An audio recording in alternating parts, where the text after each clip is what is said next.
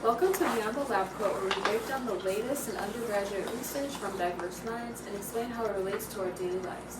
I'm Kylie, and today we have an intriguing episode where we'll dive into the world of emotional responses and brain activity.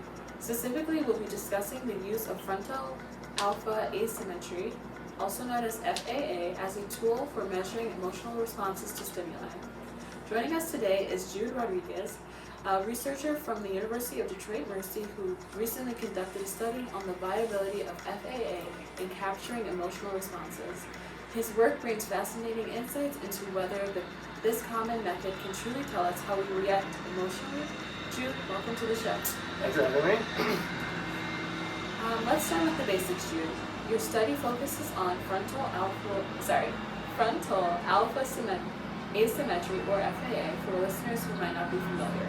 Can you explain what the FAA is and how it is typically used in research? Sure thing. So what FAA is supposed to be is a measure of brain activity in the prefrontal cortex, which is the area of the brain regulating emotional responses. And so specifically, it looks at the difference in the electrical activity between the right and left hemispheres of the prefrontal cortex, in which is something we call the A/W index, which is approach or withdrawal. So higher activity in the left hemisphere is associated with approach, which is like intrigue, interest, that sort of thing. And it's when we feel positive about something. While higher activity in the right hemisphere is typically indicative of withdrawal behavior, which is like, disgust, disinterest, you want to get away from it, you want to avoid it, that sort of thing. So in theory, FAA could tell us how someone is feeling by measuring which side of the brain is more active. That's what the literature had said before. That's like the general idea, but what my research was looking into before was seeing if that was a viable strategy. It's not always that simple. Before we get into your findings, what initially inspired you to investigate FAA as a measure of emotional response? So we had seen a lot of literature before, and I had done research before using FAA as a metric to measure emotional responses in response to visual stimuli, like images and videos and sort of thing. And then before we had taken it kind of like, okay, there's a lot of literature pointing at the positive, we think this is a viable thing. And then my research last summer had shown that it did work, right? We did think it aligned with the participants' verbal, what they told us how they felt. But there were some discrepancies in which, like, there's some discrepancies and there's some possible ways that it could be misinterpreted the data. So the data could be interpreted a certain way. It could not always be attributed to FAA. So we wanted to use this time to see if this was actually a viable strategy to quantify emotional responses, or if this just happened to line up with what they were talking about. And it's actually something deeper rather than the FAA. Alright, so let's talk about the study's design. You collected EEG data from participants while showing them different types of images. Can you walk us through how you conducted this experiment? Sure thing. So we had 6 participants in this study, which is a rather small pool, but if we're looking for a biomarker like this, it should still present itself in a small group like that. So they're all young adults, all my age, and we used EEG equipment to measure their brain activity while they were shown 2 sets of images. One set was pictures of children, which was to use as the positive approach-oriented stimuli there. And the other one showed violent imagery. It was intended to evoke a withdrawal response. It's supposed to be the obvious, you should not like this, you should not appreciate this is the obvious withdrawal.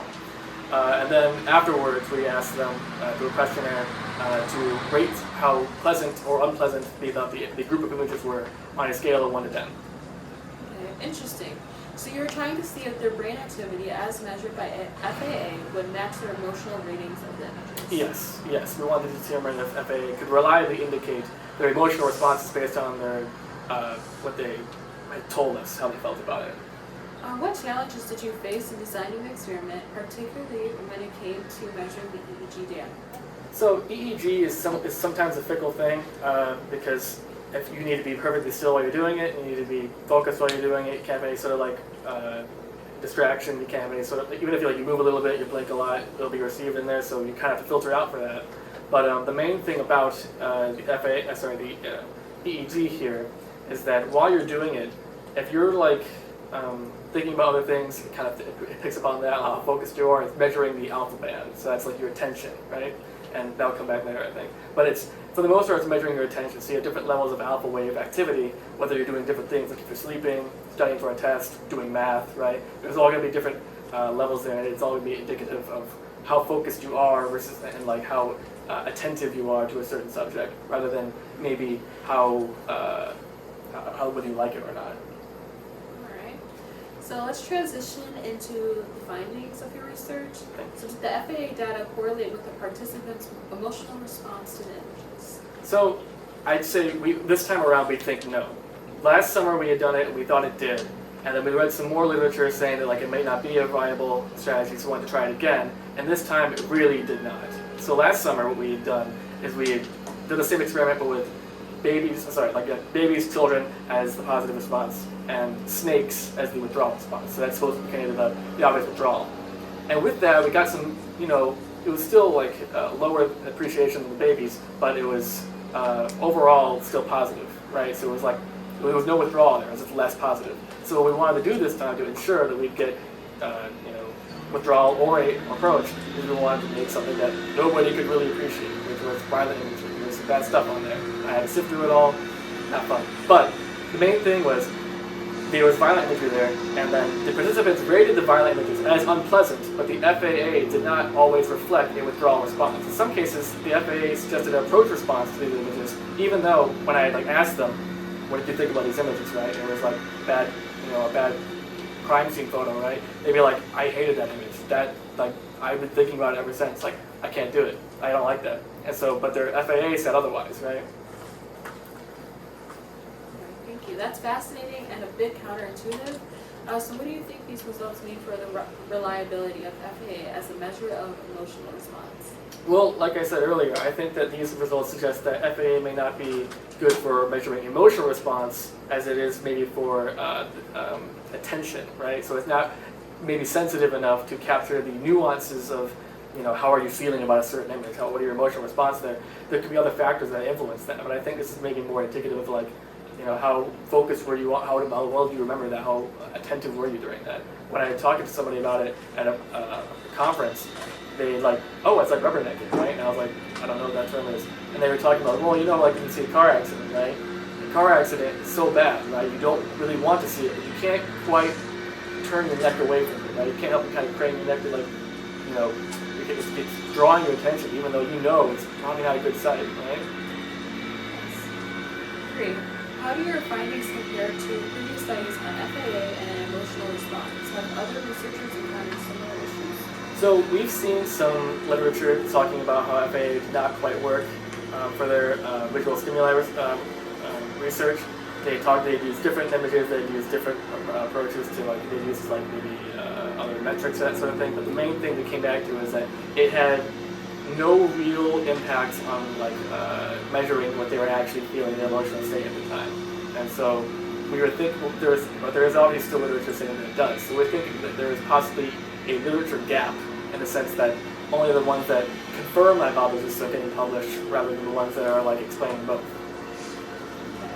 So if FAA isn't the most reliable method for measuring emotional response, what alternatives are out there and what other methods might be more relevant? So I think when it comes to measuring emotional responses, other things like skin conductivity could work. Maybe they have to be tried. Skin conductivity, maybe measuring heart rates. Facial expressions would probably be a good one, right? They can more immediate reflection of emotional responses.